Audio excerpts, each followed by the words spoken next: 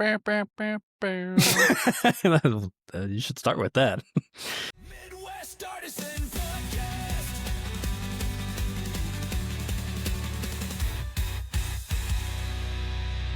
Hey everybody, welcome to another episode of the Midwest Artisan. I'm your host, Andy Hinkle.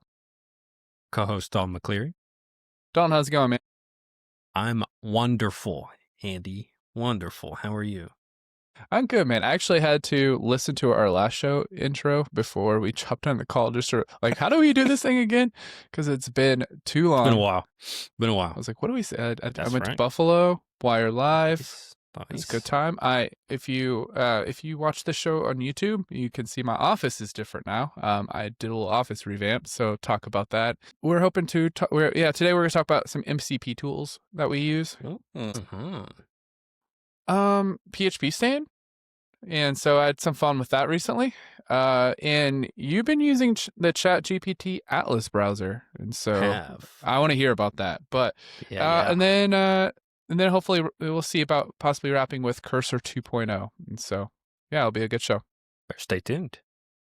So, I redid most of my office. The only thing I actually almost did as well is paint. And so it was almost a remodel. it got really close. But, it's just a brand new desk. So I've been having all sorts of back issues. And so for people who've never met me in person, I'm a pretty tall guy. I'm 6'7". And so likely I do have back issues just from leaning over with kids and, whatever life brings you for being tall. Yeah, non-6'7" people. Yeah, I go to the chiropractor all the time, but still it's just not enough. And she's been telling me, like, you should really get a standing desk if you're sitting for the whole day, which I do, just writing code all day. So I finally did that, which is going great because I'm sitting right now. But I promise you, I do stand a lot. I do use it. So I got a standing desk. Nice. And not too much to. What brand did you get? Yeah, it's nothing real fancy, honestly. It was a good old Amazon Day special. Looking. Oh, Jazzy Jeff Bezos. Flexi Spot is the name of it. Spot. So I've heard of it. It was kind of like a budget standing desk.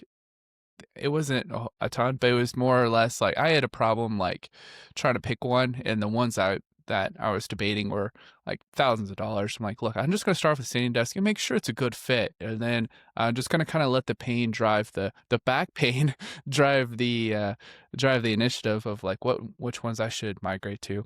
My goal was to have no cables like in sight. That was my other thing, is like with my old setup, I had cables everywhere. When I'd get in the morning, I'd plug in like 3 cables into my computer, 3 or 4 just on the USB-C. Like, this is getting ridiculous. I also had a power cable, like, side of the thing. So I wanted no cables like visible on my desk. And I was able to accomplish that. And so I got a monitor, like a mount. I got this new microphone now, which you can see with the boom, but I got a monitor mount. I got this thing, it's called an OWC Thunderbolt dock, and it's actually all under my desk. And so I have one cable that I plug into my laptop and everything turns on. And when I'm done, I just unplug the cable, which has a little strap on the back. So just with the momentum of how it's hanging underneath, it just goes back. And so it's nicely tucked behind. You don't even see it when it's unplugged. So no cables in sight. Absolutely loving it. Standing, sitting, it's a joy. And so when I was went to Wire Live in Buffalo, I was just telling my wife, like, I'm back. I'm happy to get back on the saddle and get my new office again, because I haven't been able to use a lot. So it's been really good, and been really enjoying it. I'm gonna need some pics or something. I'm gonna need to see what this is. Yeah, I have to send it to you. After we wrap up, I'm gonna want some pictures, because I noticed that you've swapped where you are. Like the doorway into your office, you always sat facing the door, and now you're facing away from the door. Yeah, I thought about that kind of lighting situation. So I am still working on lighting and stuff like that, but because the way the window is in here, it just kind of washes out everything. So I moved it slightly, which doesn't give me a great backdrop. You just see my house in the back. So if kids are running around, you might, on a call or something, people might see that, but it's fine. You're human.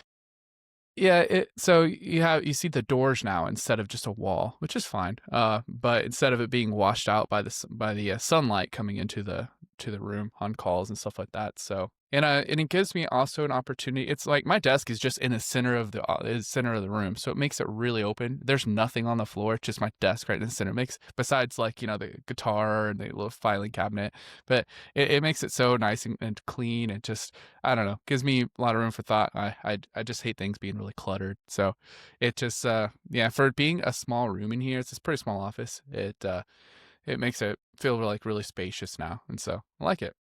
Yeah, very nice. Do not forget to send me them pics. I want to see them. Yeah, for sure. Out of casualty during all this, it was yeah. So I was selling my old desk. Oh my gosh, it was probably 200 pounds. You remember it? It's this huge wooden desk. It's like heavy wood. And so I just put it up on like, Facebook Marketplace. I almost put it for free. I just come get it because it's that heavy. Just take it, like, please. But it's in pretty good shape. So I put it on Facebook Marketplace, and I had a woman that was interested. She's starting her own business, yada yada. I was assembling my monitor stand, my mount for it. And it comes with like 2 clamps, and so there's one clamp on the top, clamp on the bottom, comes together in a desk, so to clamp your monitor. And because this monitor is probably 40 pounds, it's very heavy. It's 49-inch Odyssey G9, so and so it's pretty heavy. Yeah, pretty wide. The clamps themselves pretty heavy. I thought when I pulled them out of the box, that they are 2 separate like clamps. Or no, when I first pulled them out, I thought it was just one, and I thought the other one was still in the box. And there are 2 in my hand.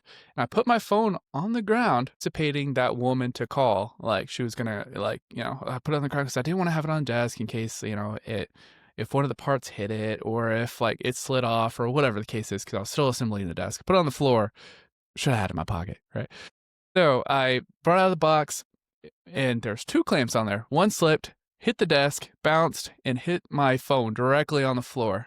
And this is I got the iPhone 17 Pro Max, the orange one. I just had it for this is probably 3 weeks now. It's brand new. Yeah. Completely cracked the screen. It was just like equivalent to dropping a hammer on your phone. So I could only see just the top of the phone, nothing else, and it was done. So I could still do hey Siri. Oh, I don't want to say that word. Sorry, folks. So hey S word. Hey S word, call my wife, right? And that still worked. So I was like, okay, the phone actually it does still work, but you just couldn't use it. So anyway, I took it. This was toward the end of the week, and I was leaving for Buffalo on that Monday. So I took it to Apple Store, and Apple told me that they don't have the parts to fix it right now. Like, they have to send it in for repair. What? I don't have Apple Care, because if I did have Apple Care, they could just, here's a new phone, here you go. Yeah, so that was a lesson learned. Get Apple Care. And so I was just I just put a case on it, you'll be all right. So, I was like, I might actually be going to Buffalo without a phone. And so I went and tried to find an old phone, which I traded in on my old phone previously. Went and tried to find one. It was just ridiculous to spend like $400 and some bucks, and just having to deal with returning it, and I don't need it anymore. Like doing a pawn shop or something, or going to buy an Apple Store and getting a brand new iPhone for I don't know what it is now, like $1,400 or something, and using it for a bit and then giving it back, returning it. I just didn't want to deal with that. I was like, what would it be like if I just went to Buffalo without a phone? I have my MacBook, which gives me iMessage. I can talk to people I need to, which has Telegram, has everyone I need. It's like the trickiest part will be getting from the airport to the hotel and transportation. So I was like, you know what? I'm gonna do it. It's fine. It'll work out. And maybe since I'm not getting this new phone or whatever, I'm not gonna go get a temporary phone. Apple will call me before I leave on the trip. No, they didn't call. So they didn't. It's like I'm going to Buffalo without a phone. So and it was actually kind of freeing in some ways. When I would wake up in the morning, it would be like, well, I might as well get up and get my day rolling. I don't have a phone to check my notifications. So I just get up and go and get to work, So it was good. So, but in the process of looking for a new phone, I found my old Nintendo DS. And so inside, you know where this is going. Oh, okay. Okay. Inside is Pokemon Black 2, which I didn't realize. Like when I haven't played this game since it was released, and I bought it. I was like in high school or middle school when I bought it or something. So I haven't played it since it was released, and I didn't realize it's one of the best Pokemon games of all time, and so it's really good. Are you a Pokemon guy? No, I was a Yu-Gi-Oh guy. Oh, Yu-Gi-Oh. Okay. I was a Okay. Yu-Gi-Oh guy. Okay. But anyway, I was like, hey, this gives me something to do. If I'm not on my laptop, I can just be playing Nintendo DS, feel like a kid or whatever. So that's what I did, man. It was a ton of fun. I really went old school here. Just like got to the airport, and I printed off the boarding pass. I didn't have a phone, so I had to figure out how to do it. Type in the confirmation, do all that. Boarded flight. People thought it was great that I was playing DS on the plane. By the way, they're like, "What are you playing?" They're so interested. Yeah, so it was cool. Yeah, the most interesting thing is when you land, everyone just like even my first instinct is the moment you land, you turn off airplane mode and you figure out, okay, where's my connection? Yeah. Is anyone texting me? Just the whole thing. It's just like this thing of like, as soon as we land, that's where my brain went. And I wished for my pocket. I'm like, oh, wait, I don't have a phone. It's just human habit. So literally everyone, I looked around me, everyone's on their phone except for me. You know, I'm over here playing Pokemon. Like, you know, like a kid. On your little DS. Yeah. Yeah. So it was a good time. Get to the connection. I had a connection from Detroit, so I'm trying to find the connection too. I had to look at the board, the old school way, looking at the board, finding like, oh, Buffalo, and then it's at gate so and so, and then actually trying, instead of like looking at, it's at gate, just a quick reference. So you forget how much you take it for granted, but it was kind of freeing, kind of different too. It was fun. Going real old school. Yeah. Get to Buffalo. And here's the part I was most nervous about. Like, worst case, I'll like find some shady taxi driver and just whatever, right? But I get there and I found out you can book an Uber on your laptop, which I didn't know you could do that. But I thought you had to have like some type of tracking where it knows where you are, GPS. But no, you can just go on like m.uber.com, book an Uber. And so I did it. I like stuck my head out the door and on my laptop just hit submit. I was just looking for this car, memorized the license plate number when they came out just to make sure, but it all ended up working out. Got to the hotel. The hotel and the conference were all in the same place. So it was really nice. And so as soon as I got there, I saw some people like met at Laricon. Yeah, it was really nice having that all in one place. Yeah. Hotel was beautiful. Buffalo was absolutely amazing. I really like Buffalo. Besides the weather, that's a wonderful place. So, I mean, the weather wasn't bad. Yeah, but you know how they get that lake effect snow and all that. I couldn't live there, but Buffalo was such a great city. And they had their food, the buffalo wings, they originated there, right? We had they catered some wings at the conference, and they were delicious. So yeah, the food was really good. Excellent. They had a party on night one. Like, it was kind of a pre-party. So it was like, hey, everyone's getting in town, let's all get together. And a bunch of us thought it was actually at the conference, and turns out it was like at a restaurant, like I'm like a couple of miles away. And I was like, I have no phone, I guess I had to memorize the directions. It was pretty much just go down the street for a bit. But so I get to the lobby and I'm like, should I even go? Like, I don't want to get down there or get lost or whatever. It was because it's getting kind of late at night. I get to the lobby and the elevator opened. Dan Heron's there. I'm like, oh, hey, Dan. So he just got in from like Heathrow from London. Yeah, that's right. He is from London. I forgot about that. Yeah, he lives, I think it's like an hour outside there or something like that. But, yeah, he said he just got in, and I told him, my little dilemma, and I asked him if he's going. I was like, oh yeah, and they offered. And then Ryan Chandler came down. Ryan Chandler works at Livewire now. He's like, oh yeah, just grab a ride with us. So that was really nice of him to offer a ride, because I was like, I might have to book another Uber with my laptop again and try to figure it all out. So ended up working out. and went to this party, and which I'm so thankful I went, because I was almost in that situation where I didn't go. But as soon as I walked in, I saw J-Mac. Like, I barely made it up the stairs. People were come and talk to me, and it was like right away you'd find people to talk to. And it was just so nice to feel like you're just meeting the boys again or whatever. So J-Mac, so Jason McCleery, Dave Hicking, just a bunch of the Laravel little crew that came up and said hi. Josh Siri came up. Yeah. Shane, he's doing Shane from Native PHP is doing all sorts of crazy stuff over there. With that project. So yeah, it was really cool. Oh, and then Caleb just like ran up, of all these, there's like a sea of people. Then Caleb came, just that was just so nice, just being able to reach out and just catch up and whatnot.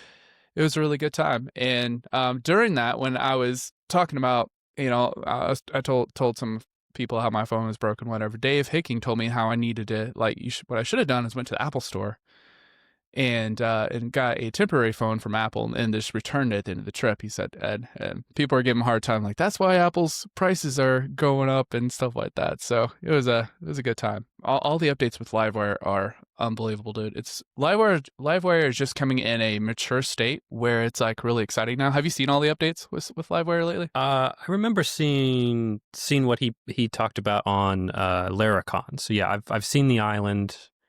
I can't remember the other thing that he said that came with the island, but it was like you could individually like pull stuff out. I don't know, but I remember seeing his Laracon talk about it. Is there new stuff? It's just a bit more mature, like it's more thought out. He said ahead of time that everything changed like since Laracon, but not a ton really changed. The island concept's still there. He kind of went into details of how he would build stuff with Livewire. He built a Kanban board. Is that how you say that? Kanban? I don't know. Yeah. But he built a board, where you drag and drop items, like a Trello board or something like that. And he had these new directives. It was something similar to like a wire drag or something like that. And you could, because before in Livewire, if you recall, like it was all server sided. So when you would click and drag to like a box and let go, the server would make a request, but as soon as you let go, it would go back to the original place. And then once Livewire came back and said 200, and then it finally went back to where you dropped it. It wasn't a great UI. And so he has some new stuff to kind of fix that. There's some things like that are improved with like wire ignore, that make it really easy. Have you seen the lightning bolt thing? It's starting to grow on me a little bit. It's where you can name your files with a lightning bolt. Lightning bolt in front of it? Yeah. Yeah, and then, I remember seeing that. Then it's like your component. So you have a component file in Livewire. Then you have like a class file. Then you have your blade. Then you have your JavaScript and your test all in the same folder. But the folder directory is called the component name with a lightning bolt in front of it. So it's kind of growing on me. We did a hack day on day 2 where I got to play with it, and it takes some time to get used to. Claude Code absolutely hates it, but it just needs some more time to get familiar with it. But anytime I would ask Claude Code to do something, it would just it would see that component and then completely rewrite it into like the old way of writing Livewire components. Come on, Claude. Then I had to tell it like, no, this is this is written in version 4, link the docs, and then I would say like check this out. This other component's written in a similar way. It ended up working out. But the talks themselves, Wire Live, were excellent. Once the things that blew my mind was Daniel Colburn, so D. Cole. Obviously, he's always got good ones. Yeah. He built this Livewire component. It was like an invoice generator. And it was one Livewire component. And, it would generate, you could see the HTML, like when you loaded the page. So it'd be like route, : Livewire, like invoice, and then an ID. And then, but the Livewire, so it's like a Livewire, the whole route is the Livewire component. And then it would generate an invoice for the given ID. He did this thing where he added a trait. And then when he booted up like something like Postman or like you're like viewing it like an API response, if you added the headers of like accept JSON, and then hit it at that same exact endpoint, it would return just the data as JSON. So same route, same Okay. component. We You like can that. view it in HTML, but then you do accept JSON and it returns the data.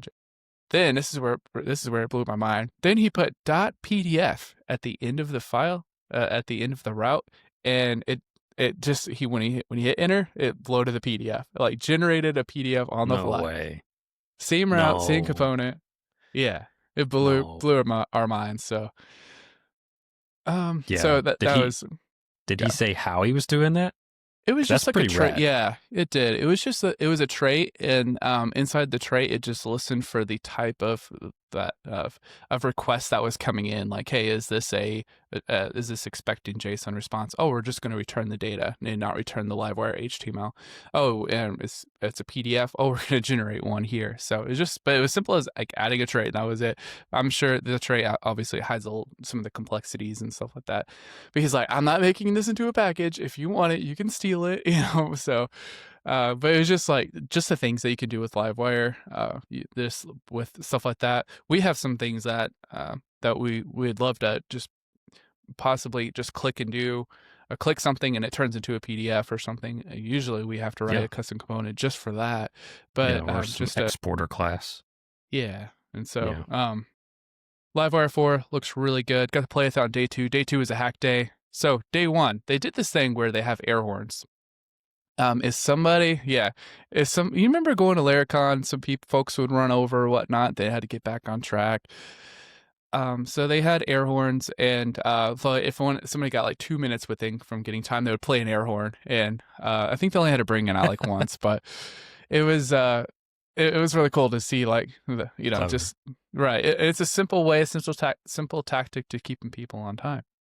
So day 2, with being hack and hang, it was just like, hey, whatever you want to hack on, if you have an idea. So I wanted to play with the islands. I wanted to play with Livewire 4. So I did air horns as a service. Air horns as a service is an application where a computer will sit in the back. It'll be just deployed in the back of the room. And so you've been to coming to Laracons over the years, it gets kind of noisy in the back. You talk to the sponsors, you get talking to other people, and so people tend to, over the years, they say, hey, it's too noisy in the back. Try to prevent the noise in the back or whatever. Sometimes they even give announcements like, hey guys, let's try to keep it quiet in the back. It's getting a little bit loud, whatever, right? So now with air horns as a service, which, by the way, I'll leave it to you to figure out the acronym, but yeah, so I gave you a moment there, but air horns as a service, what you can do is you can put a single computer in the back, and I built this all in Livewire. You put a single computer in the back, and it reads the dBs in the room, so like the decimals go, like how loud it is in the back. And that I want to play with Reverb too in WebSocket, and that is broadcast on across your application. So if it's getting too loud on that machine that's close in the back, you can pull up on your phone, and every attendee gets $100 in their kind of thing. And they can deploy air horns, they can deploy pepper spray, they can deploy helicopter evacuations, or just a little ring of bells. And so I downloaded all these noises, like these MP3s, and so, but not only when you deploy the sound, like not only is it deployed on the computer in the back, it's played on every single person's phone device at the same time. That's funny. So I got to demo that. I had some issues getting it properly hosted up on Forge, but it ended up being a really good time on the Hack and Hang. When it got to the Hack and Hang day, it was so fun. I sat at the table and I looked to my left, and Ian Lent's been sitting on the table over there. I looked to my right, Josh Series. We have all these little tables, and Josh Series over here. Just been able to hang out with the boys, and just being able to hang out and have a good time. And so it was so much fun. We got to meet Caleb's wife, and we talked all about theme parks, and she's really into like Disney and theme parks, like I am as well. So talked a bit. I got to meet his kids. They're so sweet, River and Knox. So it was just felt like family in some ways. We're good friends, So it was good, man. So yeah, glad you had a good time. I'm glad you ended up going. I'm glad you ended up going. I know that you were talking about maybe not going, and you were like, "Oh, should I go?" I was like, "You probably should." Yeah, because we have a lot of personal stuff going on right now, but it just a lot of stuff's been going on in our family. So it was just like, should I go?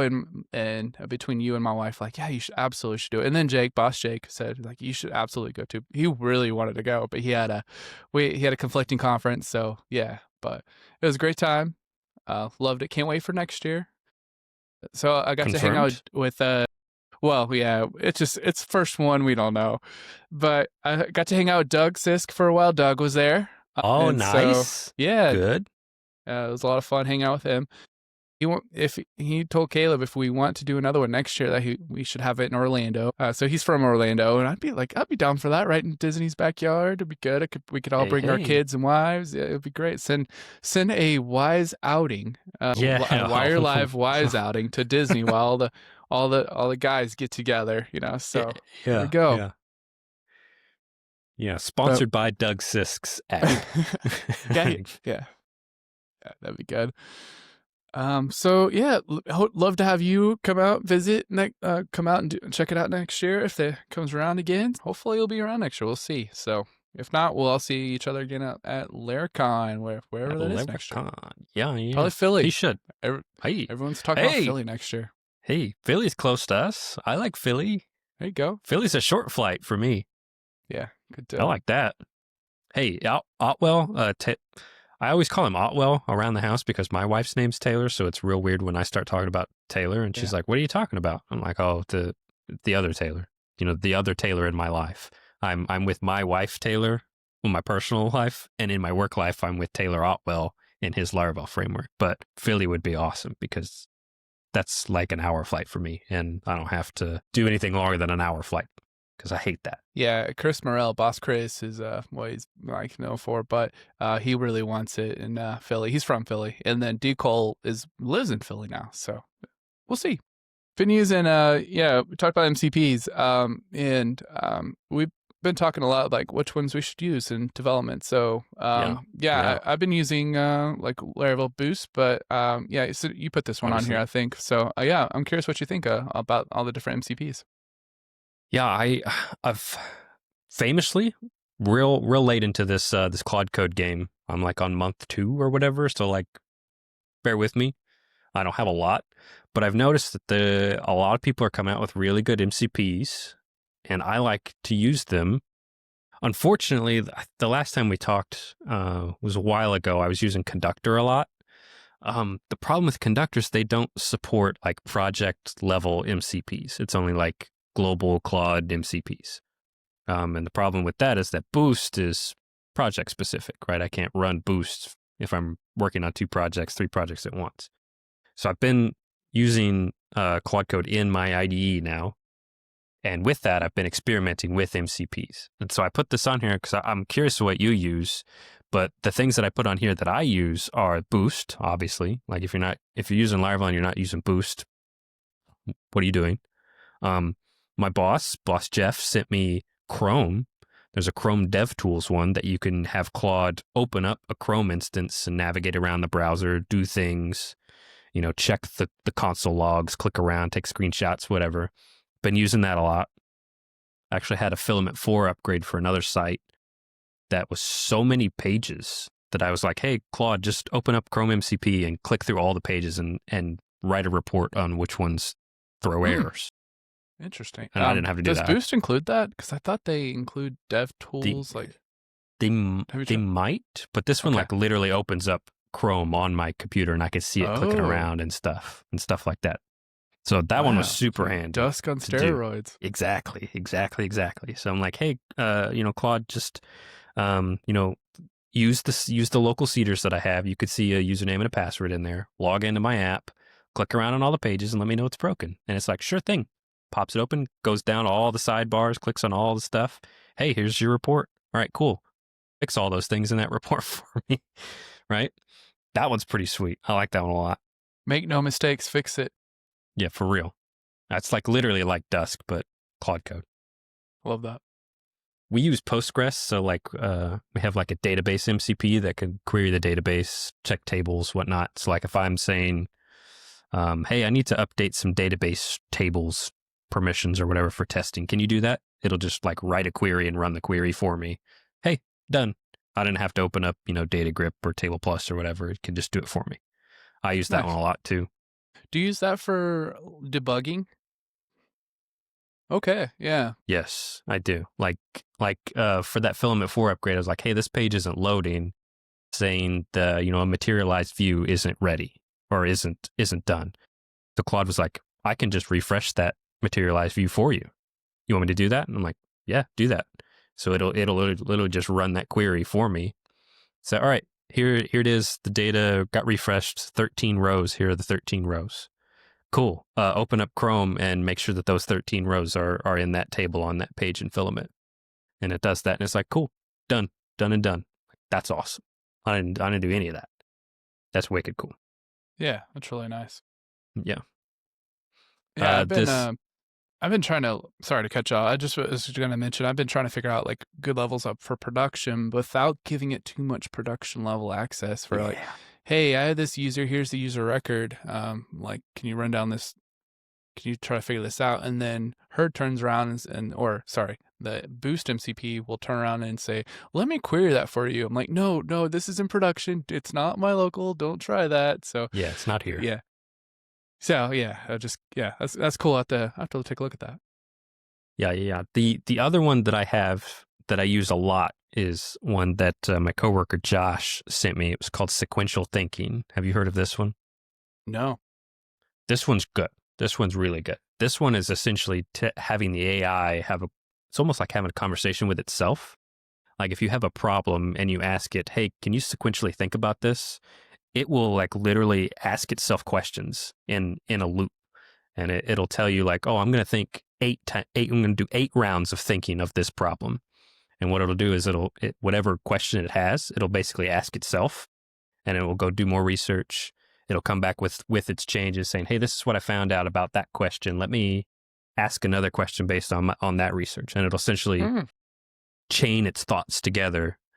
And then so when I'm planning, I love to plan with Claude code. I'm like, hey, think sequentially about this. And it drastically cuts down my like planning amount of back and forth. Like, hey, what about these questions? Claude can just essentially answer them himself with Boost or with the database, or I'll say, hey, use the Chrome, pull up, Filament docs, Laravel docs, whatever, Context 7, pull up those docs, check it. That way you don't have to ask me what's the right way to do this. Right? So like those 4 are the ones that I use a lot, and I use them a lot in tandem, like, cause it just makes Claude a whole lot more smarter and less reliant on me to like nudge it along. I can give it one big push at the beginning, and it'll come back a lot faster, or not a lot faster. It does take more time, but it'll come back with a lot better results the first time. Sequential thinking. It makes me spell sequential. Yeah. Really well. Like that's hard for me to spell as it is, but like I've got it down to a T. And that's why I moved off of Conductor, because I can do the database, in the Chrome and the sequential thinking on Conductor, but I can't do the Boost like on a project level. But those are the 4 that I use a lot, and I definitely recommend at least the sequential thinking. You would probably love that Chrome DevTools one. It's awesome. Those are my 4. I have to see what I'm looking at the article now. I have to see what it offers more than the Boost. I keep things on my side. I keep things really simple. I just Boost and Claude Code, and I'm really thoughtful of like I've read through the Anthropic documentation on how to construct prompts. Like when I give it context, or when I give it like a database record or something like that, I'll put it in I'll wrap it in code. So I'll like write arrow SQL close tag, and then paste, and then close that SQL. So that way it doesn't get confused on context. And so I don't have any agents. I don't know.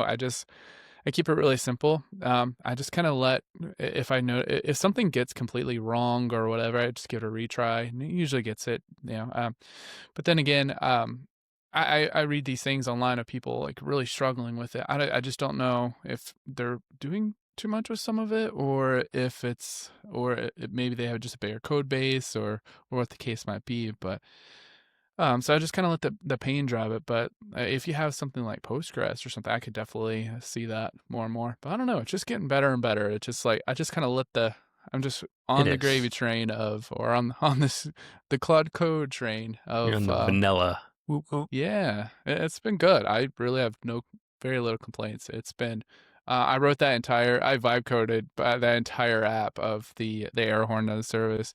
There's besides the Livewire components, I didn't write anything else. So like for Tests? example, I didn't write. There was no test on that app. I just flew right there. I was like, it's gonna work or it's not gonna work. I had like 4 hours to write this thing.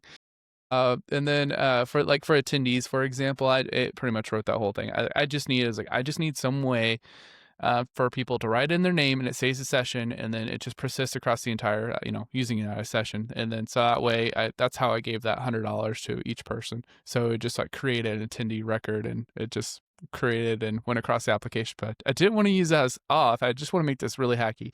The person authenticated is going to be the dashboard, the admin person. Like that's going to be the laptop in the back or something. So yeah, I vibe coded that whole thing using Claude Code. I'm on the pro plan as we talked about last show. We got our subscription figured out internally, so we're not using teams. We're just all like on our separate individuals, but it's working out. It's going well. Absolutely love Claude Code. And yeah, I need to check out some more of these MCPs. I hear about them all the time. For sure. And so, For sure. have you used any of these other ones like Context 7 and I have before, and like my coworker Josh, he's big into these things. Like Context 7 is cool. It's like AI version of documentation. You could tell it to look at filament on Context 7, like filament 4 versus 3. The problem is that it just like reads a lot of junk. Like you tell it, hey, use Context 7 and look up the filament docs. It's going to use a lot of its context just reading unnecessary parts of the docs, right? yeah. So Context 7 is essentially just that. Serena is one that other people have told me about. It's essentially just like it's just like I don't even know how to describe it. Let me pull it up so I can get this right. Turning fully featured agents that work directly in your code base. So it's like a little middleman essentially between your IDE and your LLM. Okay. But I haven't set this up because you have to set it up like locally with Docker, and it was a pain for me to set all that stuff up. These other MCPs you can you lost me. You lost me at Docker. So yeah. I don't want to go off on a big tangent on Docker, but I'm not a big fan of it. I don't think I've ever been a big fan. My boss Jeff, he sent me. I like Conductor a lot. He's the one who sent me Conductor. He sent me this other one called Sculptor, and it's essentially what Conductor is, but it's in Docker. So all of your workspaces are just a new Docker image spun up. You do all your stuff. All your agents run on that thing, so that way, it keeps it all off. And if you archive it or merge it in, whatever. I installed that to try it, and I installed Docker, and it was using like 600% of my CPU. Like just the bare bones Docker installation. So I uninstalled it. So I don't use Docker, and so I probably won't ever use Serena, but I know that he loves Serena. Yeah. That one's Serena cool. Williams? Not Williams, right? yeah, not Williams. Not Williams. But Sweet, like those are the ones that I know about. I didn't know if there were any more or like custom ones, because like with that Laravel MCP coming out, you can write your own now. Like I think I mentioned the last time that I was writing one for one of our internal applications.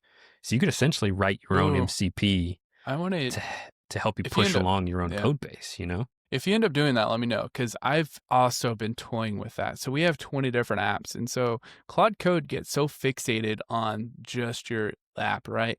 But these apps are constantly talking to each other. So I'm thinking about creating an MCP that has knowledge of all of our apps. And so they say, oh, okay, we have this API is actually the repository of this app. And here's the directory over here. Let's go investigate over there, because it'll make like an API call to this other app. But sometimes the exception, it's calling over there, but the exception's happening on that side. And so I have to go plug in over there, and I have to bring in the old context. And so I've been trying to like think of something an MCP way of bringing those all together. So if you end up doing that, like something like that, I'll be very curious. I will hit you up after this. Okay, yeah, sounds good. I will Sweet, hit you man. up after this. So yeah, like I've been experimenting a lot more with MCPs, Okay. and I really think that they definitely help me. Like I've gotten better at writing prompts. Like I can push things along easier. This one just saves me a lot more time in my planning stages. Like if the AI can just think for itself, go out, search the docs. Okay, it might have another question based on the doc search. It can just ask itself that question and go back out to the docs again. All right, that's like sequential thinking. That's really good. So if anything else, at least download that one. That one's wicked useful. Sounds good, man. Yeah. You Have you been using the cursor update, Cursor 2? Okay, so yes and no. Yes, in the spot that I really wanted to try to get an IDE like Conductor. Like I wanted that middleman between Conductor and PHPStorm, because I really like Conductor's its layout and its workflow, but like I can't get away from PHPStorm because that's just been my jam for a decade, and I'm so good at it. I know where everything is. So Cursor 2.0 kind of looks like the middleman that I'm looking for, and you can run multiple agents in parallel with each other. So like if you give it a prompt, you could run, Sonnet 4, Sonnet 4.5. ChatGPT 5 and ChatGPT 5 Mini, give them all the same prompts and have all 4 of them run at the same time in parallel. And then you essentially just pick the best output from each one and just sort of like hodgepodge them together in this one like unified view. I'm like, that's rad. I would love that. That's really sick. Yeah. What's Composer 1? I see that they're calling it Composer 1. Is that their own thing? Yeah, we're on Composer 2. We've been ahead of our. Yeah, come on, guys. Come on, guys. So yeah, I've been trying to use it more in the past few days than PHPStorm, just to like when I'm using Claude Code, I try to use it there. But if I'm like, I know that I just need to edit this filament widget real quick, I'm going to open up PHPStorm and just do it myself. Right? There's no point in having an AI do 3 or 4 lines that I can do. Like I don't need it. How does billing work on Cursor 2? Like if I set up a prompt, I'm like, all right, I want Composer 1 to do this. Like what am I being billed for? Or is it monthly or what? I have no idea. I have no idea. It just works. I'm on the free plan for Cursor 2. I don't know how I don't know how it works. I don't know if I'm gonna get like some bill for like 0.005 cents from the last like day that I've used it. I don't know. I will have to let you know, because I'm gonna try to use it a little bit more. Like I said, daily. It's just I don't know, and I refuse to pay for it unless I know that it's good, because it keeps telling me, oh, upgrade to the Pro plan, $20 a month. I'm like, no, just show me what you can do first before you get my money. I'm not spending $20 on something I don't know is going to make my workflow better, unless you could prove it to me that it makes better. Do you see Claude Code's handing out trials right now? No. For what? Claude Code for Anthropic Claude. Yeah, for people that are leaving, they're doing this thing of like they're sending marketing emails, but I think it's like a token that or like a special code you can use, but anyone can use it. So it's been making its rounds on the internet. Like, get a free month of Claude Code. It's like the Pro Max too. I think it's like the $200 plan. So. Oh, Pro Max? Hang on. Yeah. Hang on 1 second. We need to pause real quick. All right, I'm gonna open that tab for later. Yeah. I'm gonna open that tab for later. I'd love to play with the Max stuff. Yeah, so it's been making its rounds. But have you been using the ChatGPT browser with all this? Yes, I've been trying to like just upgrade my. I mean, AI's in damn near everything, right? You can't get away from it. It's unfortunate. But I've been using the Dia browser before, and it's sort of just like it's sort of like the ChatGPT browser, but light. The ChatGPT browsers, like, just normal browsing stuff, but it's got ChatGPT in it, so I can ask it to summarize a web page, even though I don't ever use it for that feature, right? But you can. What would you use it for? Because that's been all like I don't even know what I'd use an AI browser for. Like I did some research of like different vacation stuff. I think that's what I used it the most for. I'm like, I had some tabs open. It's like, which one of these is, the cheapest if I flew out from where I'm at? Like Okay. what's the flights look like, or some stuff like that. Otherwise, I don't really use any of the other features for it. The one thing I hate is DevTools is a pop-out window. It is not. Oh It's man, not in my they'll browser. fix that. Yeah. But it's like the ChatGPT part is where that's going to be. Like that little button in the top right pops it out to the side, and that's where DevTools normally is.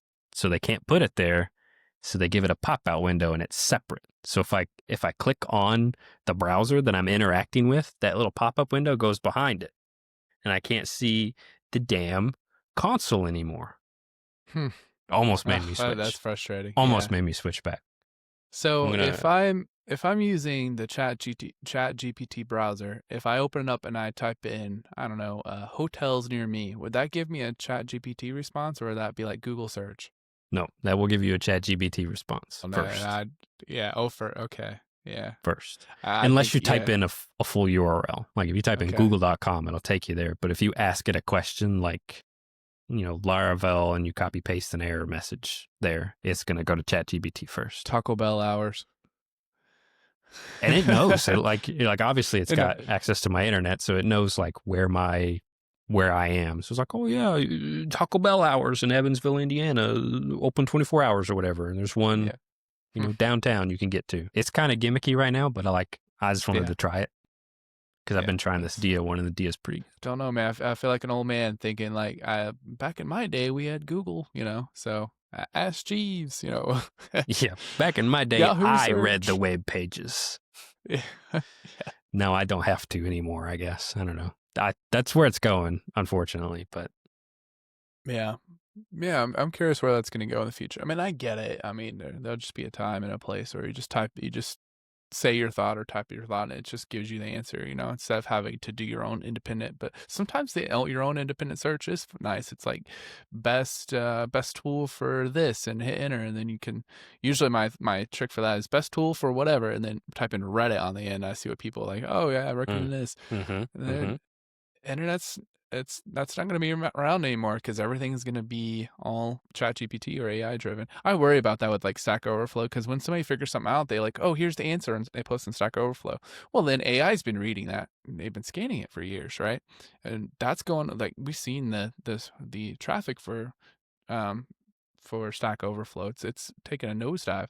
So now all it's going to have is documentation, not actual real world business practices. And so I kind of worry, like, is AI just going to be training on other AI eventually, and it's just never going to be actual authentic human input? Yeah, it's just going to get sloppy. It's going to read its own slop back and forth, and then whenever you search like, oh, what's Taco Bell's hours, and it's going to tell you like the McDonald's on First Street closed on November 1st, and you're like, what the hell are you talking about?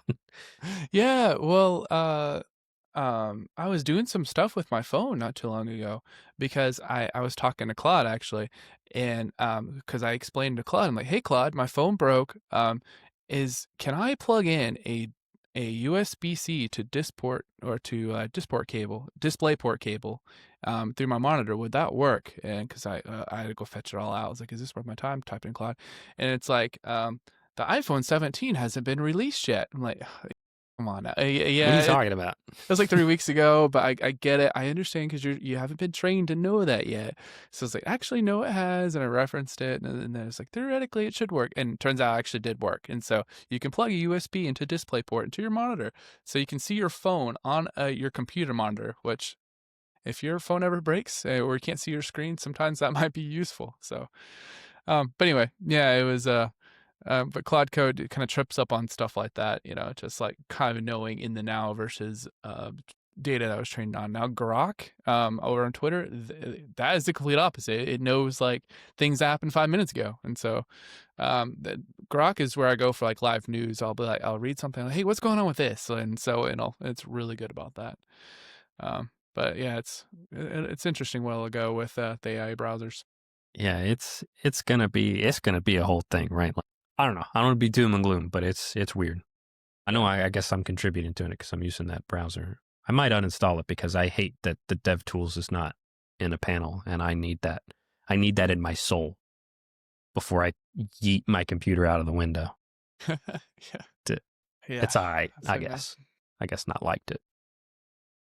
You know what I mean? Anyway, enough of this AI doom and gloom. Let's talk about PHPStan. So I recently, I did a ton of work on my personal site not too long ago. It's been a lot of fun. So I converted before I had my blog post. So, IDEHinkle.com, my personal site, I had blog posts and my like speaking posts. It was just all in like a blade file, all of them. Like I could just name it. It was in Folio, so I could just name it whatever.blade.php, just write whatever in there. So I cleaned those up. I made them all markdown. That makes it so much easier. So I can, when I write a blog post, just write markdown. And so I just created a markdown file in like resources, blog, and then just right click, create new file. And then I save it and it's instantly up on the site. I don't have to do anything else. Makes it really nice, right? So I did all this work with Sushi, built by the wonderful Caleb Porzio. Shout out again. So, and so the way it works is it just loads all those markdown files, makes them into models, and then those are hydrated through with the model route binding, and so works out really well. And so I installed like PHPStan just to kind of play around with like what things did I miss, or like, you know, just to identify errors. And then I started at 5 and just kept going. It was just kind of a game. It was just like, because this is my personal site. I'm like, I wonder if I could take it to Max. And so I just did it and it ended up working out.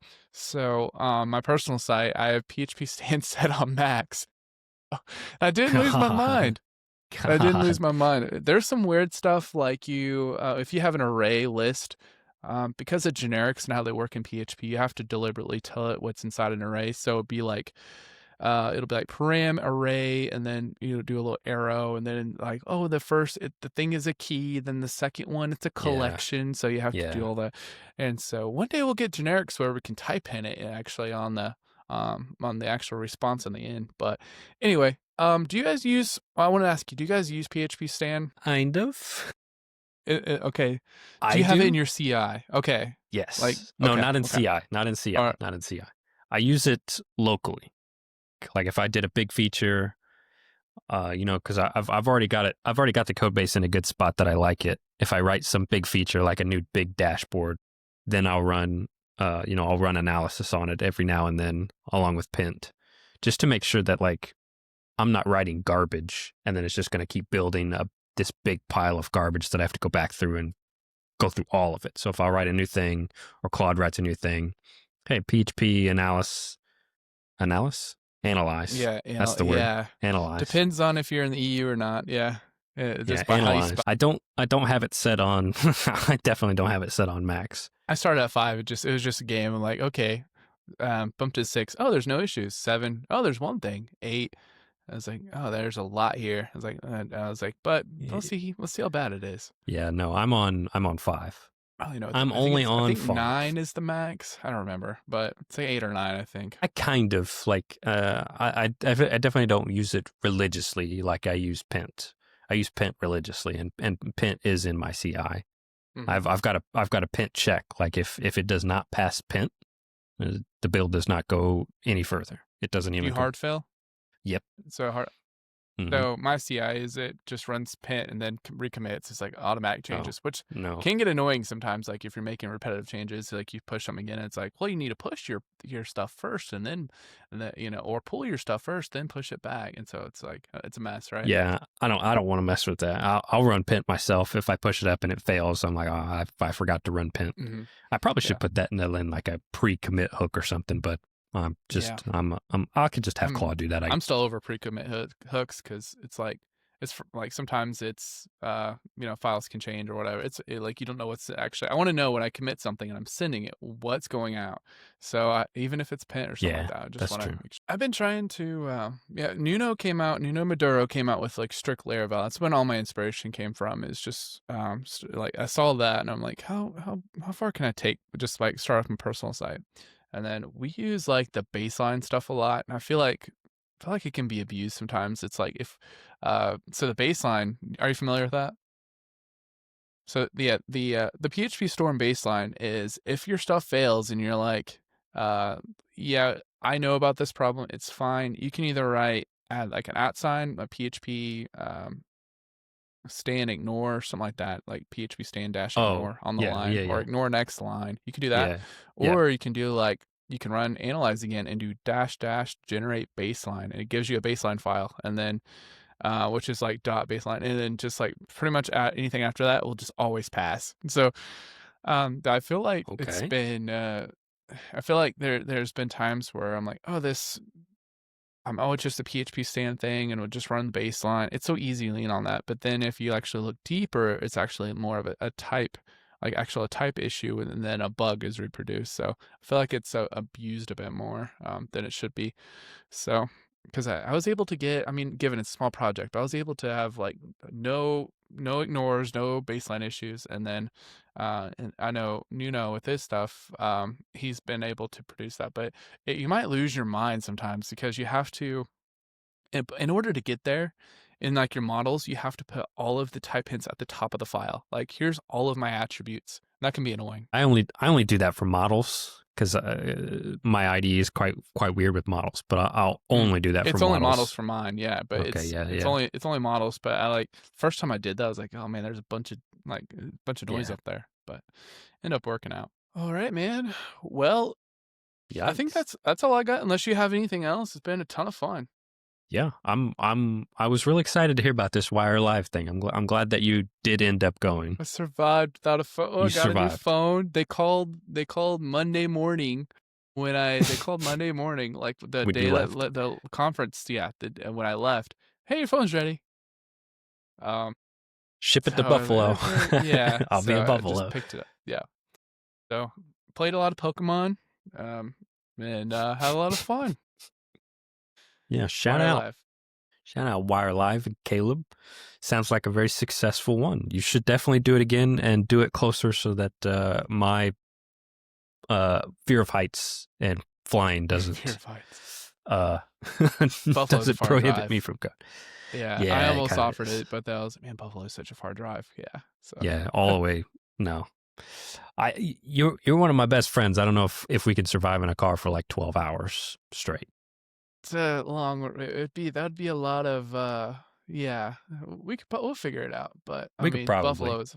But I'm sure we'll figure something out for Laracon. Be good. Yeah. Philly, Daddy Otwell, if you're listening. Philly is what we're hoping for. You know what?